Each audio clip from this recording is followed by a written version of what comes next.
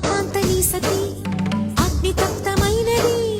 మేలు త్యాగమిచ్చి తాను నీలో లీనమైనది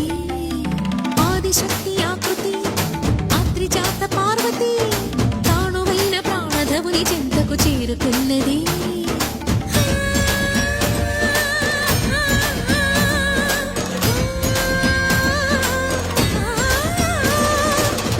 భువికి తరలించేలా ధరణి దివిని తలపించేలా